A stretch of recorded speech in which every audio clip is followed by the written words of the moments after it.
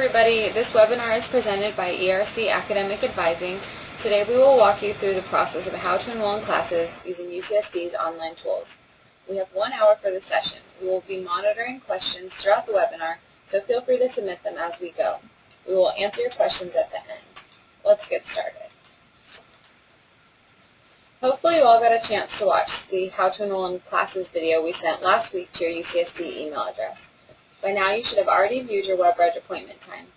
Just in case, we're going to show you how to find it. Go to tritonlink.ucsd.edu, and here under the announcements and deadlines you'll see a link to new student enrollment appointment times. Click on that and then use your PID and password to log in.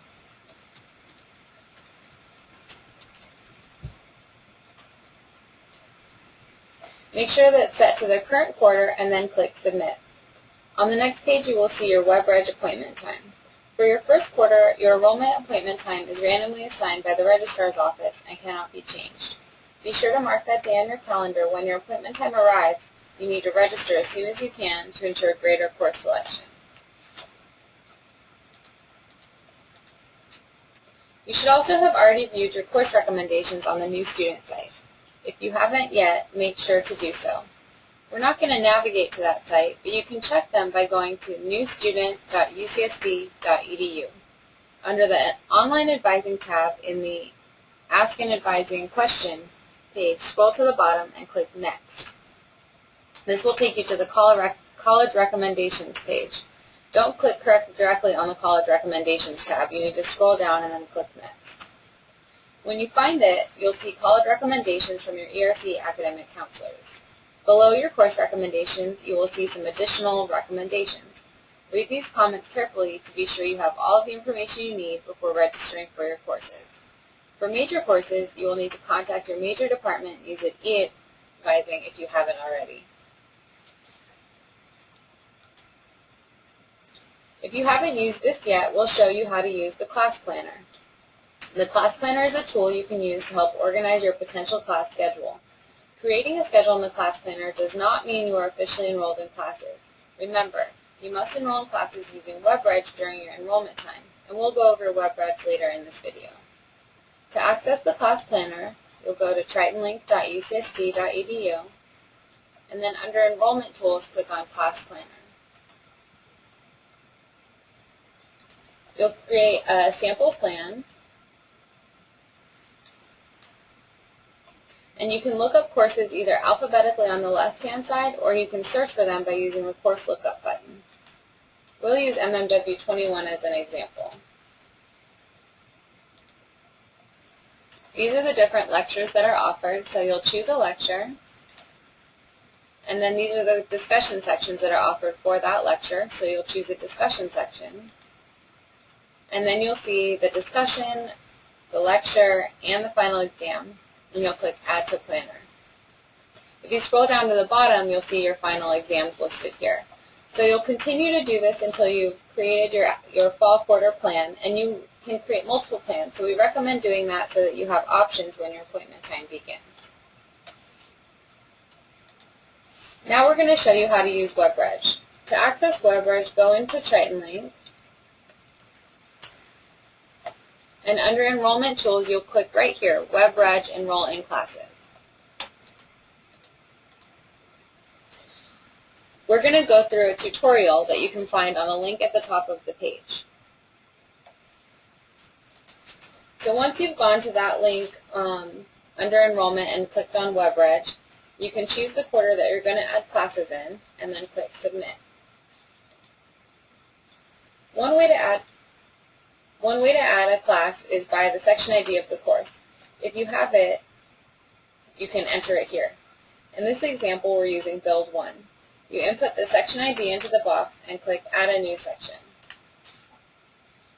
Make sure you choose the correct grading option.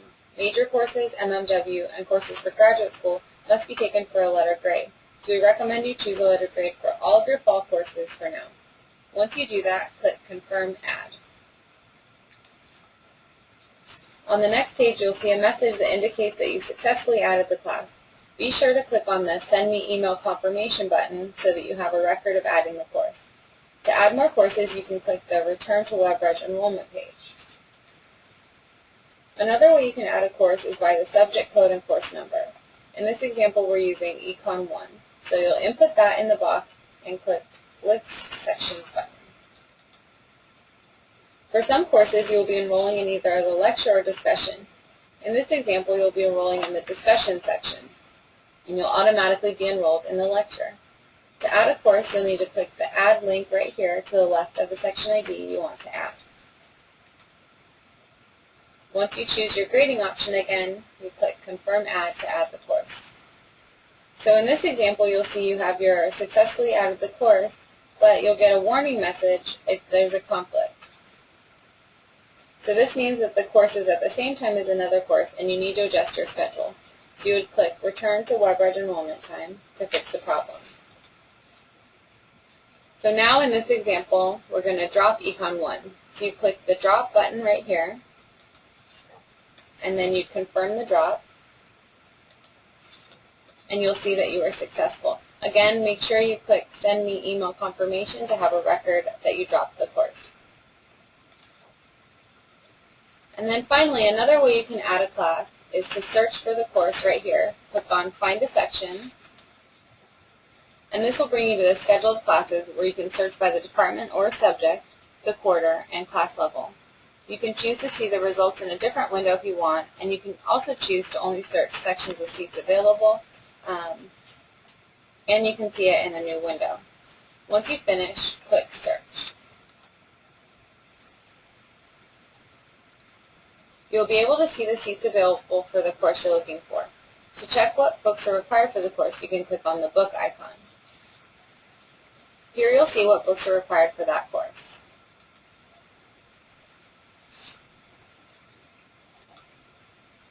Another thing you'll see on the schedule of classes is the lecture and discussion section of a class. So here you'll see that if you need to enroll in the lecture, then you would add it through this section right here, and then plan to attend one of the discussion sections. Right here you'll see that you would add it by the discussion, and then you'd automatically be added into the corresponding lecture. You can also see if the course has any prerequisites by clicking on the Prerequisite button at the top.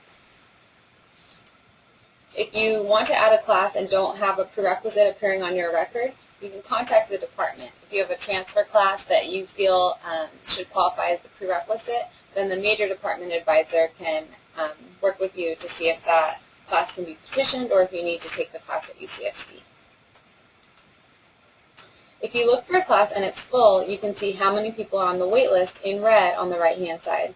We don't recommend waitlisting if there are any open seats, as it's better to be in a class than to waitlist. The waitlist lasts until Thursday of week 2, so if you're not in a course by then, you are not going to be in the course for the quarter. The last day to add the course is Friday of week 2. And the waitlists are automated, so you need to make sure you monitor your place on the waitlist to see if you get in or not. Students are added into the class as other students are dropped. If you decide to add yourself to a waitlist, you'll click the Add link next to the full section ID. If there are any open seats, the system will give you options for those open seats. On the bottom, you'll be able to see the course you want to waitlist. Choose your grading option and then click on the waitlist button on the left. You'll see the confirmation message. And then in the My Schedule section, the system distinguishes waitlisted courses from enrolled courses by making them gray. Again, we recommend that you do not waitlist any courses in your first quarter. It's much better to find an open seat even if the time is less desirable or you need to choose a different class.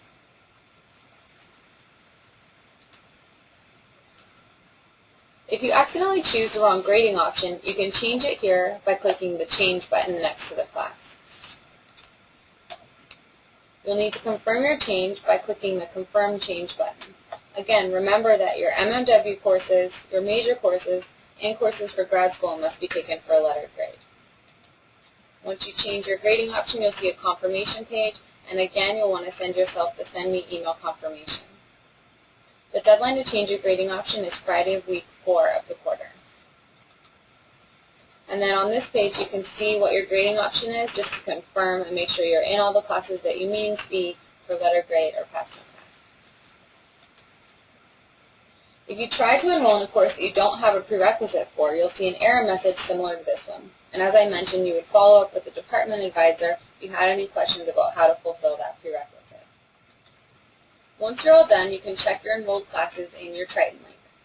Go to the top under Classes and Enrollment, click on Enrolled Classes.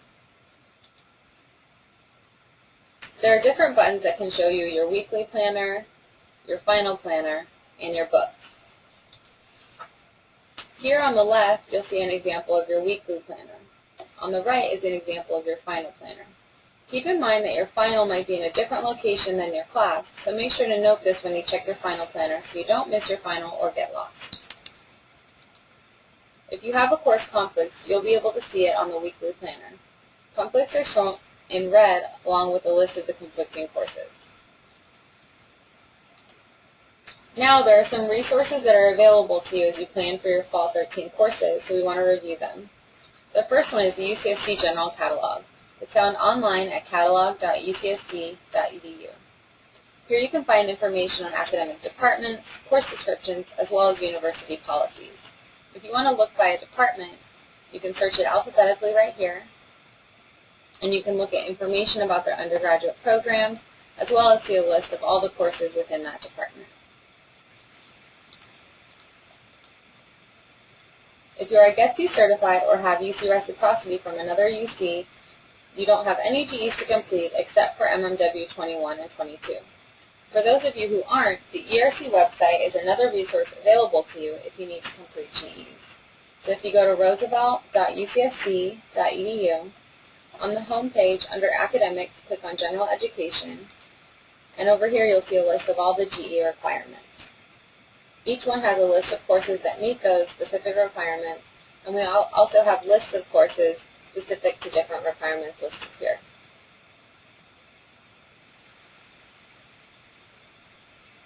If you want to make sure a course you want to take will be okay for your GEs, you can message us using e-advising on the new student site and we can look at your records specifically.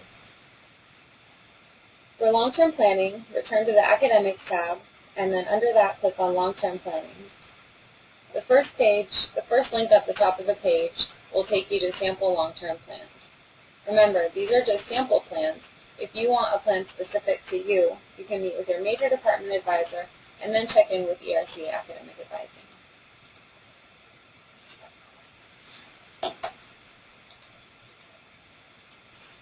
To see where your classes are on campus, go to maps.ucsd.edu.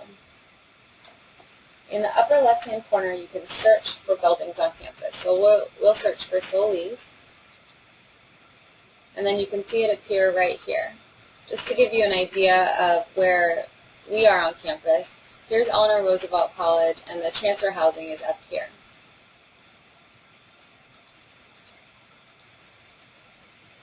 So finally, if you have any questions about your course recommendations, you can contact ERC Academic Advisors through e-advising on the new student site.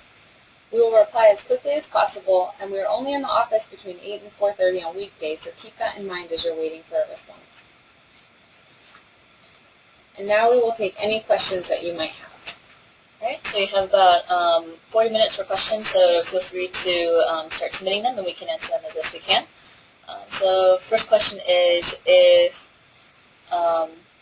a student is not full-time, then how would that affect their financial aid, and how would that affect their courses for fall quarter? If you're on financial aid, living on campus, or a student athlete, the number of units you take per quarter is especially important, and you need to follow up with each of those departments respectively. So if you're worried about financial aid, you need to talk to the financial aid office, and then if you're living on campus, you need to talk to housing. What is considered full-time or part-time? Part-time at UCSD is only if you're approved to go part-time, and that's an application process, but full-time in terms of units for the quarter is 12 units per quarter. How do you convert community college units to UC units, or are they the same? It depends. One semester unit is equivalent to 1.5 quarter units. So if you are on the semester system at your community college, then you can use that. One of your semester units would transfer to 1.5 quarter units at UCSD. If your community college was on the quarter system, then they would transfer as the same number of units. Does MMW have to be taken for a letter grade? Yes, MMW must be taken for a letter grade. Is it better to take MMW as soon as possible, or is it okay to wait?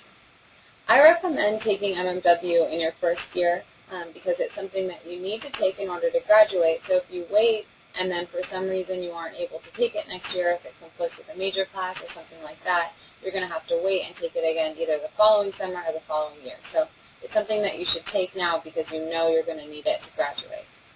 And another thing is MMW 21 is only offered in the fall, and MMW 22 is only offered in the winter. So if you don't take it now in the fall or winter, you're going to be waiting a year to take it, or in the summer. So that's going to be delaying it even more. So are there tutoring services available for math? Yes, there are. So there's an office on campus called Oasis. Their website, I'm going to bring it up on the screen, is oasis.ucsd.edu. And over here they list the different kinds of tutoring programs they have. Here's their math science program, and then it has instructions on how to apply right here, and it has the dates and everything for those sessions. So who do students talk to if they're interested in adding a minor? First, you would just want to start exploring that department. If you had questions about the requirements for the minor, then you would talk to the department advisor. But if there's a minor that you know that you are interested in, you could start taking classes. And then to officially declare the minor, you do that on Triton Link after you're enrolled in courses. So are students registering on the second day of enrollment for transfers, are they at a disadvantage from students who are enrolling on the first day, or are spaces equally kept open for them? Seats and classes are all released on Monday, so they're not released 2 different days, but they are supposed to be holding enough seats and classes for students that need them. Your appointment time can't be changed, so in your first quarter you might have to make some adjustments, and that's why we recommend using that class planner to come up with multiple options. Can you explain the lecture and the difference between a lecture and a discussion again, and then how you can register in both, or if it's automatic? Sure. So if we go and look at the schedule of classes, and we'll use MMW as an example.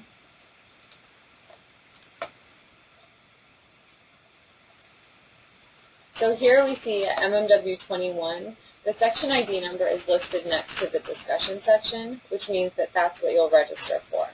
So in this case, if you register for the A01 discussion section, you'll be added into the A00 lecture. You can see the difference here. These are all A, and then this other lecture, these are all B. These 2 lectures meet at different times. So these discussions are affiliated with this lecture, and then these B discussions are affiliated with the B lecture. So adding the discussion section will automatically add you into the lecture. I can show you an example of a lecture with discussions.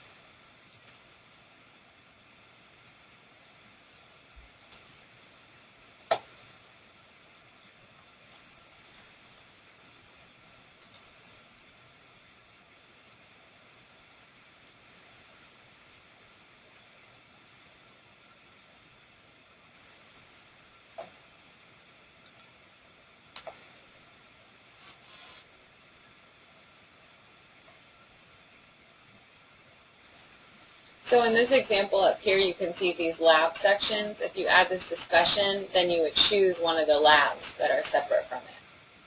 There are also some where you add a lecture and then you choose a discussion.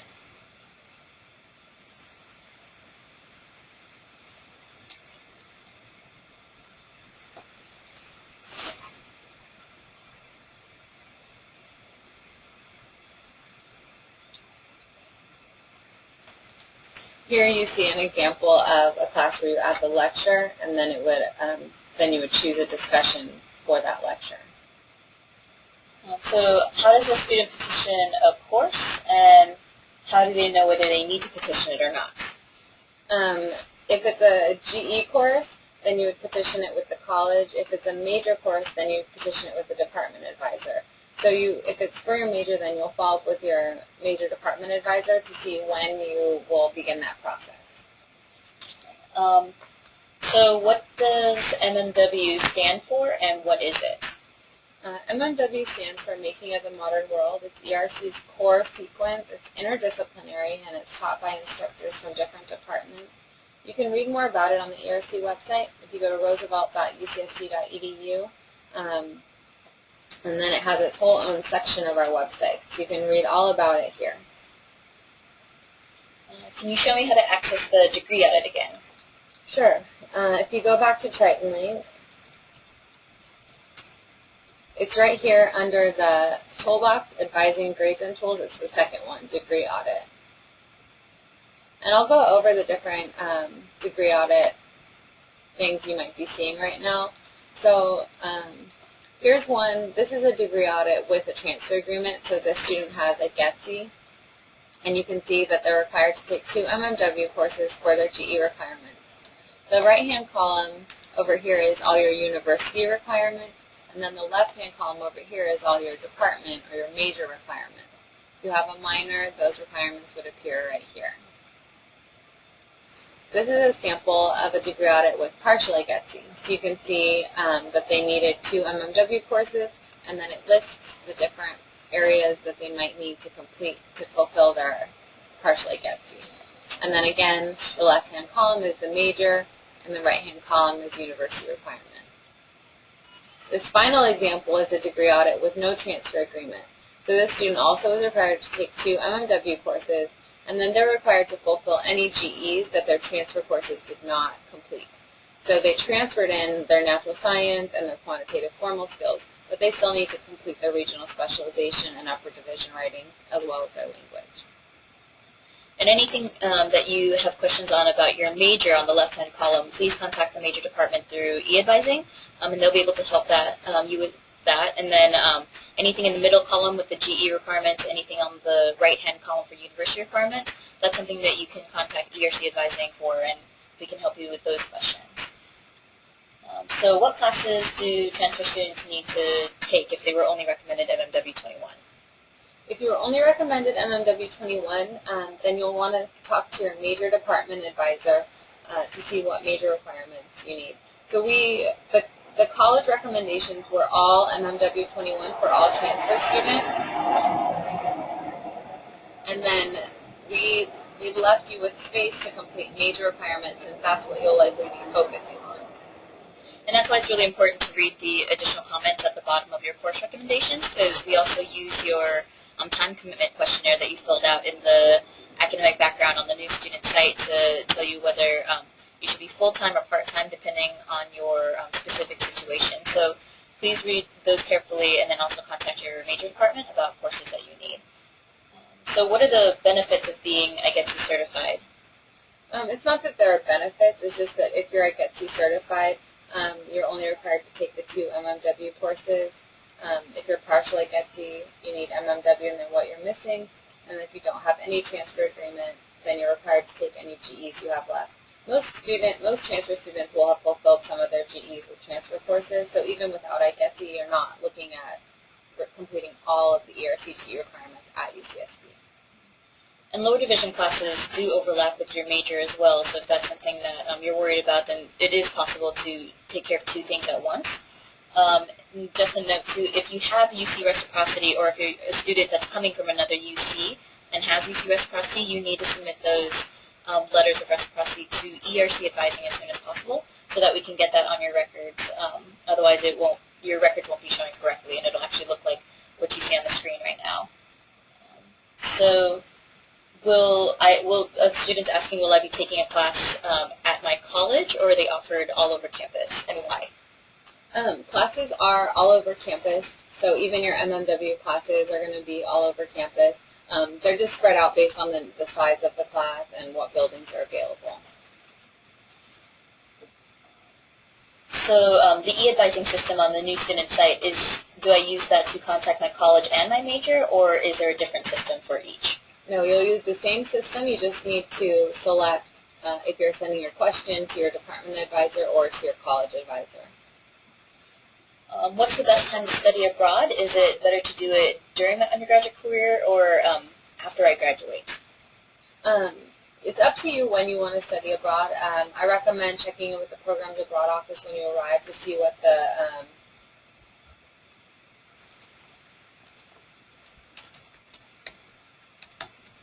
So if you want to go to the Programs Abroad website, it's pao.ucsd.edu. I recommend checking in with them to see when applications are due and things like that.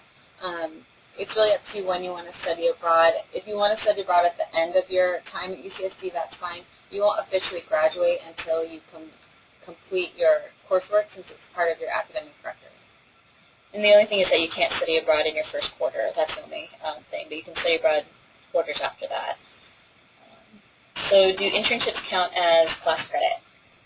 If you do an internship through the Academic Internship Program, their website is aip.ucsd.edu, and they offer internships for academic credit. So if you did that, then you would get credit. Some majors let you petition that for an upper division major requirement, but otherwise, if you just do an internship on your own and don't go through this office, then you wouldn't get academic credit. So when can students start to register for classes? If you go back to Triton Link, you can view your WebReg appointment time. Transfer students are going to register sometime on August 26th to 27th, but this link at the top of the page shows you your specific appointment time.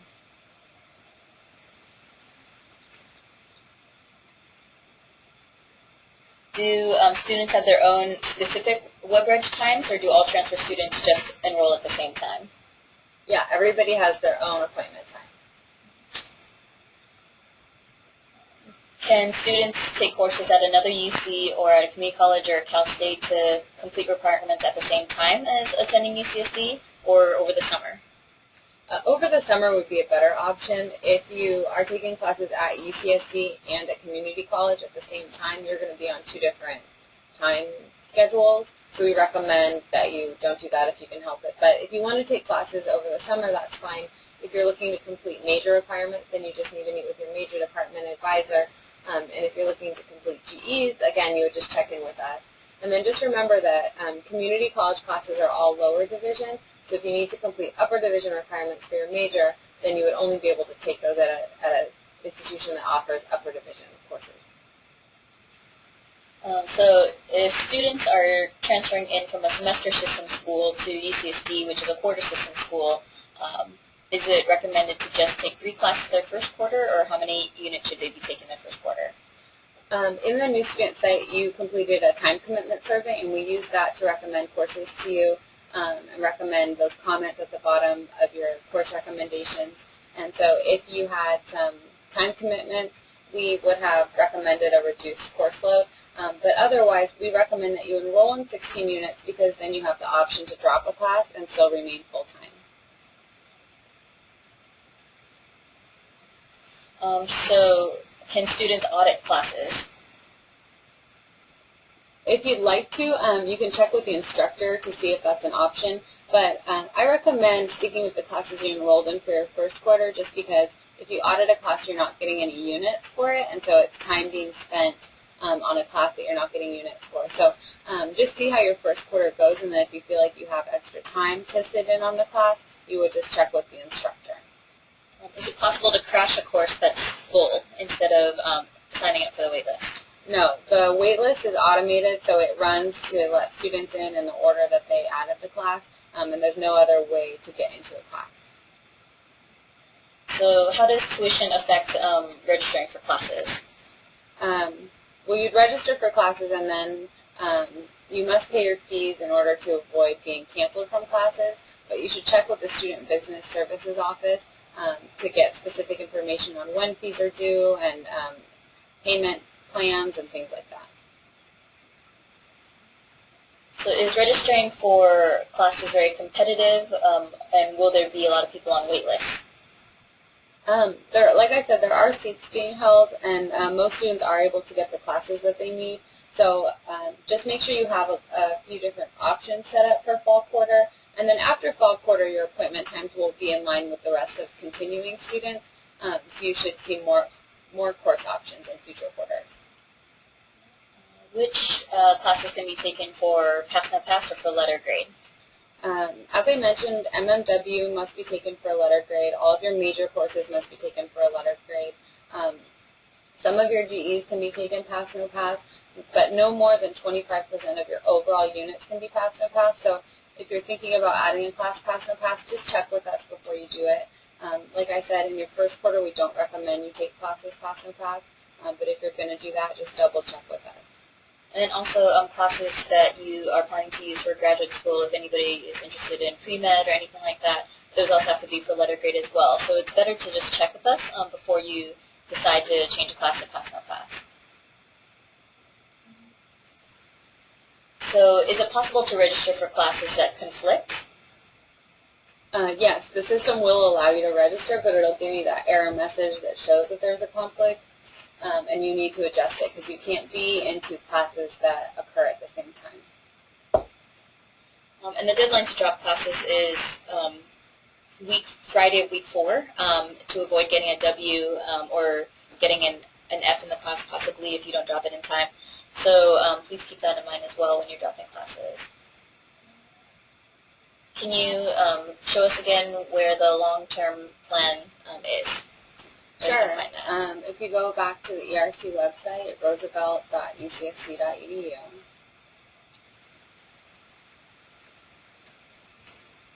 and then under Academics, it's the third tab, and then the first link at the top of the page.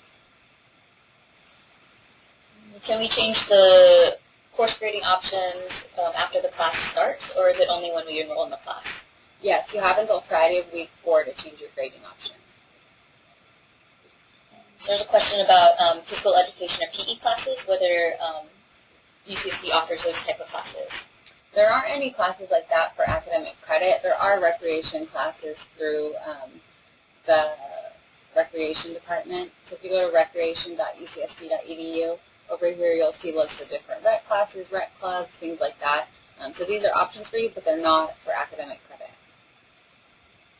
Can students enroll in courses from the pre-planner, or do they have to go through WebReg? You have to go through WebReg. The planner is just a tool to help you map out some potential course schedules, but it won't add you into classes.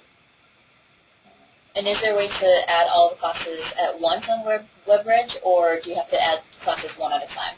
You have to add them one by one. You can do it all in one sitting, but you can't add all classes at like one instance. So where can I find courses that are required for my major? You can find those either by going to your department website. So like for biology, it's biology.ucsd.edu. And then since you're an undergraduate student, you would look at just the different majors.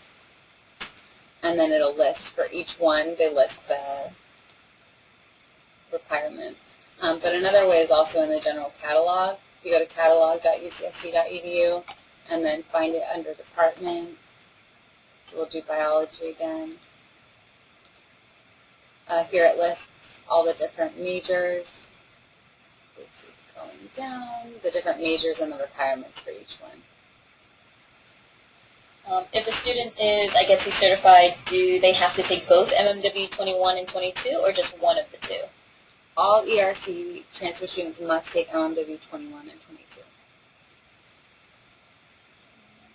So how many students can, or how many units can a student register for in their first quarter, or what's the maximum amount that they can enroll in?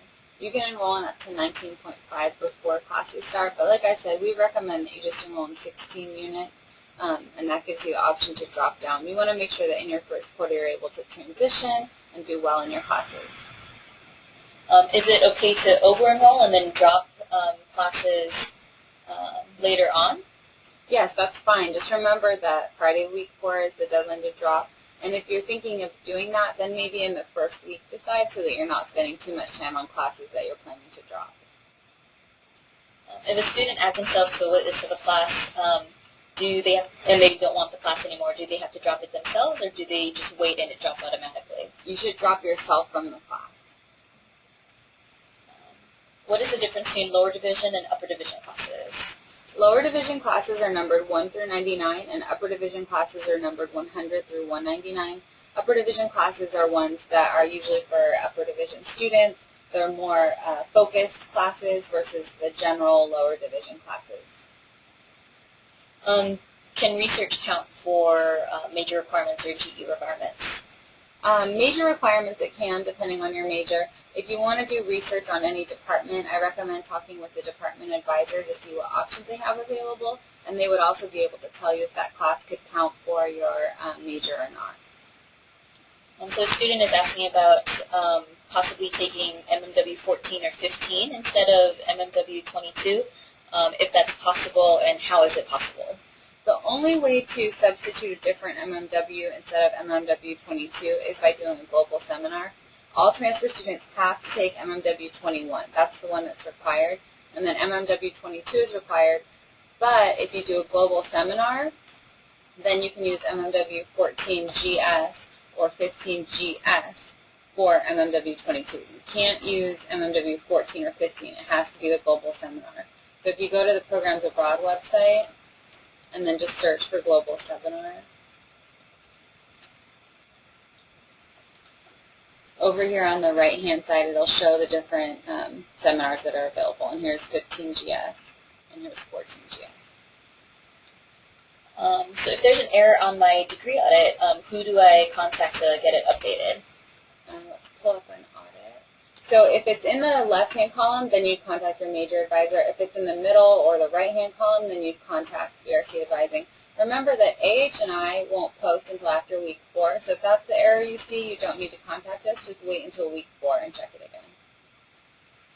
So when's the earliest I can make an appointment with my major department or college so I can plan out the rest of my undergraduate career, and can I do it before school starts? For your major department advisor, contact them through e-advising and see when they start seeing students in person. For ERC Academic Advising, we'll see you at orientation, so we'll meet with you in groups then. And then beginning the welcome week, you can come in for walk-in advising, and then later in fall quarter, you can make appointments. So we don't meet with students before registration, but we will meet with you during fall quarter. Who answers the e-advising questions in the new student site? The same academic advisor that recommended your courses is the one who will be replying to your questions in e-advising. Is it too late to get IGETC certified or partially certified? Yeah, if you didn't complete IGETC at your community college, then you can't go back and complete it. If you don't have any kind of certification, like if you don't have a partial IGETC certification, you can contact your community college to see if you are qualified as partial IGETC, but either way you have to have official certification. So is 10 minutes between classes enough time to get from one class to another across campus? You'd have to use your own judgment based on like your own walking pace, I guess. But most students are able to get from one side of the campus to the other in 10 minutes. If I wanted to declare a second major or minor, when can I do that? Once you're enrolled in classes, you can change your major or declare a minor. In order to declare a double major, you have to have at least 90 units and have completed the lower division for each major. So I recommend talking with the department advisors as well as your ERC academic advisor about a double major. So what are some ideal questions to ask in e-advising? You should use e-advising to ask specific questions about the classes that you're planning to enroll in or your specific record. And when do classes start? Classes start the Thursday of welcome week. If we go on to Triton Link and then search for the academic calendar.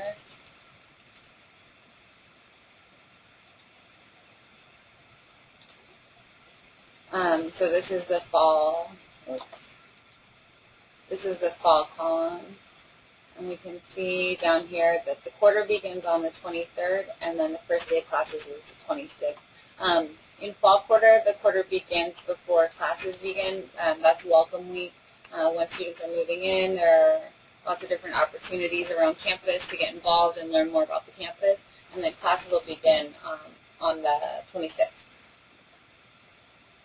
So what's the difference does it make to be part of ERC as opposed to a different college at UCSD since courses are offered everywhere?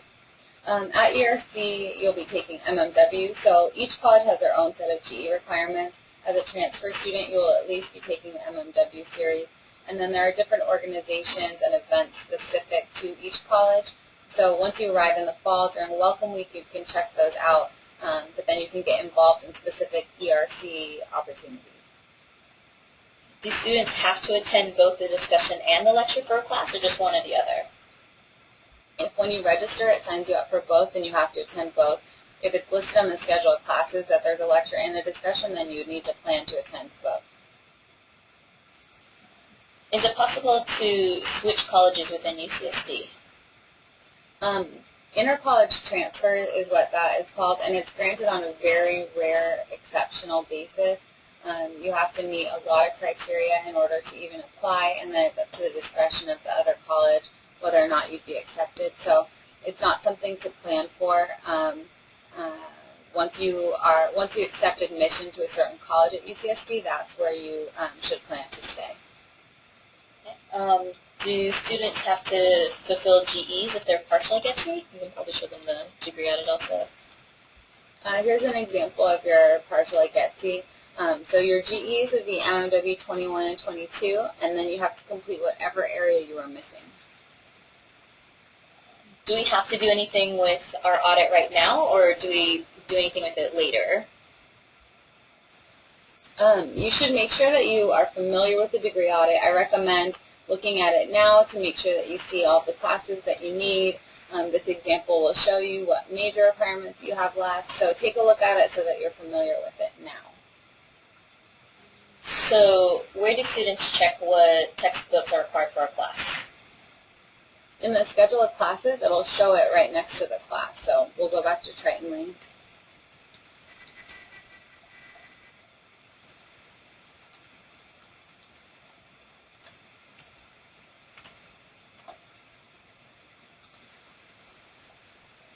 And then right over here, it'll show the books.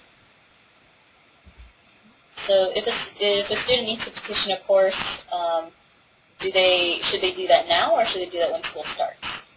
If it's for your major department, then you could check with them to see if they accept petitions before. For GEs, you can wait until fall quarter. How do students find out whether UCSD received their IGETSI certification or partial certification or UC reciprocity?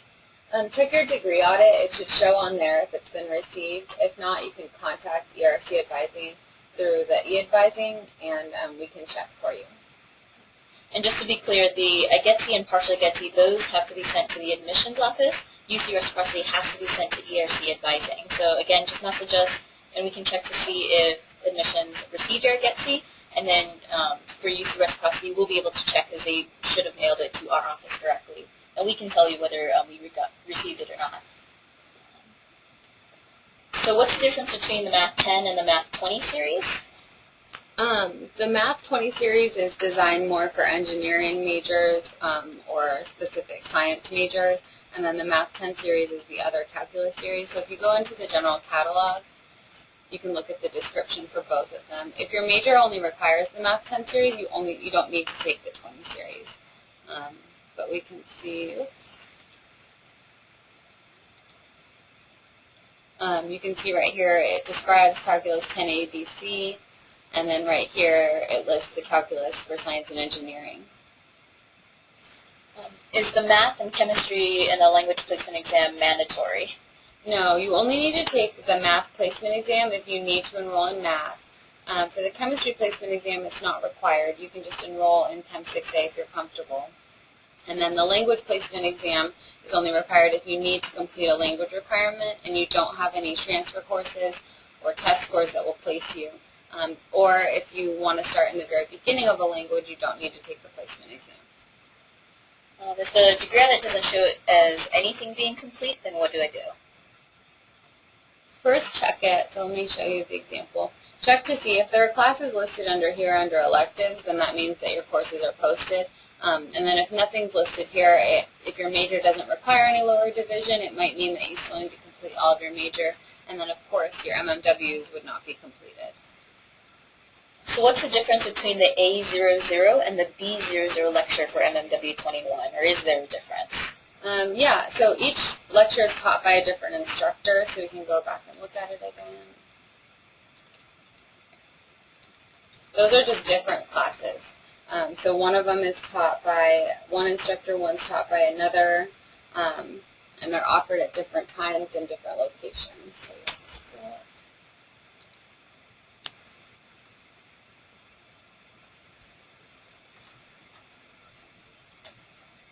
So here we see the A lecture. is Tuesdays, Thursdays at 9:30 in Center Hall 115, taught by Professor Keller Lapp. And then the B lecture is Tuesday, Thursdays, 2 to 3:20 in Solis 107, taught by Professor Chang. So it looks like in the course recommendations, students were told to attend SOAR workshops. So what are those, and can you explain a little more about that? Sure. I'm going to pull them up on our website. The SOAR workshop is a series of workshops for new students. We offer it during fall quarter only, and it runs weekly throughout the quarter until week 8. These are the different topics that are offered for fall quarter, and we just recommend that you attend so that you can, it'll help you in your transition. You'll learn more about different resources that are available to you, meet staff on campus, so it's just a recommendation that we have to you. So how long do petitions take to process once I submit one? At ERC Advising, they take about 2 weeks, and then for department advisors, you would just need to check with their office to see what the timeline is. If I can't see my course recommendations, then what do I do? It might just be that you're not scrolling all the way to the bottom of the page. So from the e-advising tab, scroll all the way down to the bottom, and then click the next tab, the next button, and it'll take you to the next page. Can we take MMW 21 and 22 at the same time? No, because MMW 21 is offered in the fall, and 22 is offered in the winter. So how many backup classes do students have to have or should have while they're enrolling in classes? Well, remember, you can only enroll in about 4 classes when you're first enrolling, so you won't really have that many backup classes. Just do the class pre-planner to plan some different scenarios so that when your appointment time arrives, you're prepared. Do MMW 21 classes fill up fairly quickly? I mean, they will, just because all new transfer students are required to take them, but we've held enough seats, we hope, to let everybody have a seat in the class. Will students automatically be added into lab classes or co-requisite classes, for example, physics 1A and 1AL, or Spanish, for example, 1A and 1AX? No, those are both separate classes. As long as it has a section ID number, it's its own class. So if we look at physics, you see that 1A has a section ID and then 1AL has a section ID. So you have to add both. If a student's interested in the honors program, then how do they apply or how do they get involved in that? We'll be sending out emails inviting students who qualify to join the honors program, so just make sure to check your UCSD email for an invitation. Okay, and just to let everyone know, we have 10 minutes left for questions, so we'll be continuing to answer questions, but if there's no more, then we'll go ahead and end the session early. So just to let everyone know. So we're getting a few more questions. Let's see. If you can go over how to do the schedule of classes and see what the wait lists look like again. Sure, so we'll go back in the PowerPoint.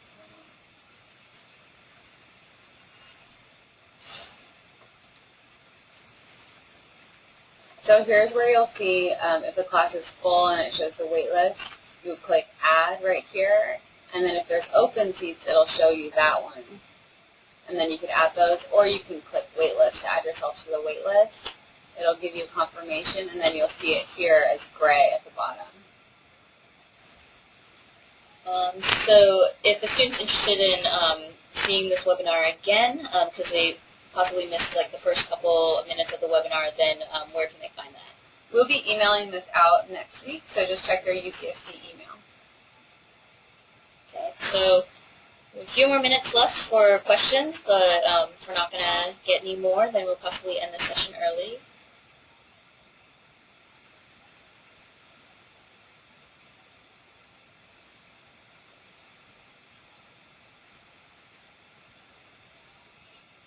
Okay, so I guess we'll be ending the session right now, and thank you so much for being here with us. Again, if you have any questions, please message us in the e-advising system in the new student site, which is at newstudent.ucsd.edu. Again, if you wanted to message ERC Advising, make sure to click the radio button that says ERC. If you're wanting to message a major department, you want to click the department radio button and choose the department that you want to send your message to. So we'll see you in e-advising. Thanks so much for being here.